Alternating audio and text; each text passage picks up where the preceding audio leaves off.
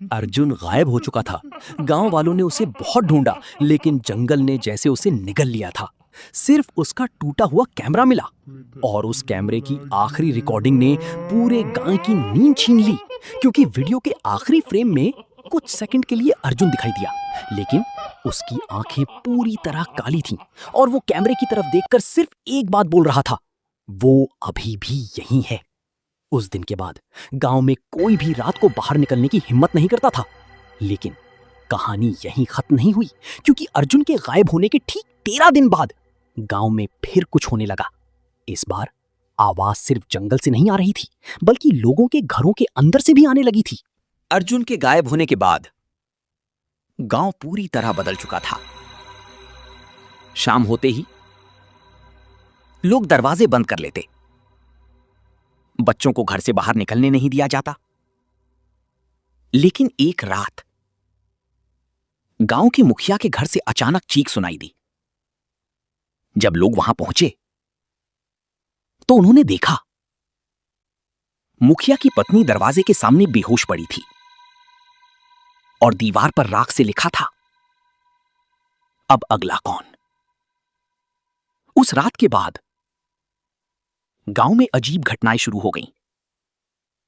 किसी के घर की खिड़की अपने आप खुल जाती, किसी को आधी रात में अपने नाम की आवाज सुनाई देती, और कुछ लोगों ने दावा किया कि उन्होंने अपने घर के बाहर अर्जुन को खड़ा देखा, लेकिन उसका चेहरा अंधेरे में छिपा होता था। एक बच्ची ने रोते हुए कहा, अर्जुन भैया ने मुझे बाहर बुलाया था। पूरा गांव डर गया, क्योंकि अर्जुन मर चुका था, या शायद कुछ और बन चुका था। अर्जुन का सबसे करीबी दोस्त था करण। उसे यकीन नहीं था कि अर्जुन मर चुका है। एक दिन वो अर्जुन का टूटा कैमरा लेकर उसे ठीक करवाने शहर गया। कैमरा रिपेयर करने वाले आदमी ने मेमोरी कार्ड निकालकर वीडियो चलाया, और तभी स्क्रीन अचानक ब्लैक हो गई। फिर वीडियो अपने आप चलने लगा, लेकिन इस बार वीडियो में वो चीजें दिख रही थी जो पहले नहीं थी।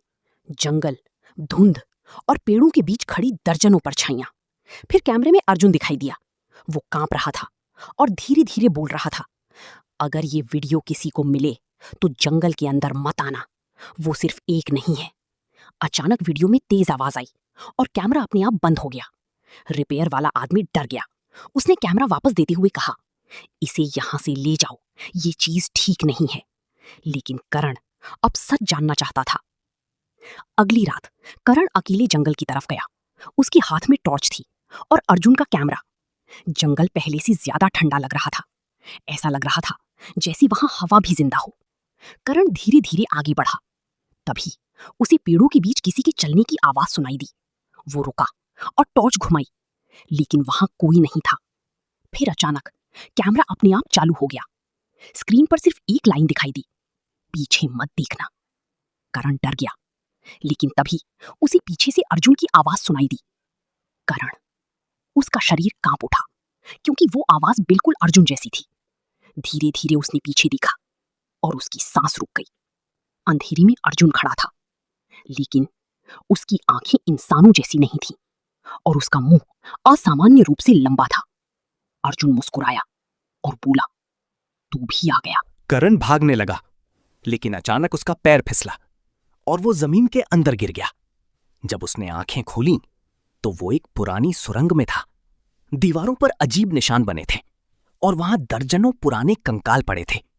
करण की सांसें तेज हो गईं। तभी उसे दीवार पर कुछ लिखा दिखाई दिया, हमने उसे जिंदा जलाया, अब वो हमें कभी नहीं छोड़ेगी। करण समझ गया, ये वही औरत थी जिसे गांव वालों ने सालों पहले मार दिया था। लेकिन तभी सुरंग के अंदर से रोने की आवाज आने लगी। धीरे धीरे अंधेरे से सफेद कपड़ों में वही औरत बाहर आई। उसका चेहरा आधा जला हुआ था और आंखें पूरी तरह काली थीं। उसने धीमी आवाज में कहा, तुम सबने मुझे अकेला छोड़ दिया। फिर अचानक सारे कंकाल अपने आप हिलने लगे। करण चीख पड़ा। करण किसी तरह सुरंग से भागा, लेकिन जंगल अब पहले जैसा नहीं था। चारों तरफ परछाइयां घूम रही थीं। उसे महसूस हुआ जैसे पूरा जंगल जिंदा हो। तभी उसे एक बूढ़ा आदमी दिखाई दिया। वो गांव का सबसे पुराना निवासी था। उसने करण को रोकते हुए कहा, श्राप सिर्फ उस औरत का नहीं है। करण हैरान रह गया। बूढ़े ने बताया, सालों पहले गांव वालों ने सिर्फ एक औरत को नहीं मारा था, उन्होंने कई निर्दोष लोगों को अशुभ कहकर जंगल में जला दिया था। और उन सब की आत्माएं अब जंगल में भटक रही थीं। बूढ़े ने कांपती आवाज में कहा, अर्जुन अब इंसान नहीं रहा, वो अब उनका हिस्सा बन चुका है। करण डर गया, क्योंकि उसी समय उसे पीछे से दर्जनों आवाजें सुनाई दी। करण, यहीं रुक जाओ। करण पूरी ताकत से गांव की तरफ भागा, लेकिन अचानक उसे महसूस हुआ कि कोई उसका पीछा कर रहा है। उसने पीछे मुड़कर देखा और उसकी चीख निकल गई। पूरा जंगल सफेद कपड़ों वाली परछाइयों से भरा हुआ था। उनके बीच अर्जुन भी खड़ा था, लेकिन अब उसका चेहरा पूरी तरह बदल चुका था। वो धीरे धीरे मुस्कुराया और बोला, अब कोई नहीं बचेगा। अचानक पूरा गांव अंधेरे में डूब गया। सभी घरों की लाइट एक साथ बंद हो गई और उसी समय हर घर के बाहर एक ही आवाज गूंजने लगी, पाव खराव।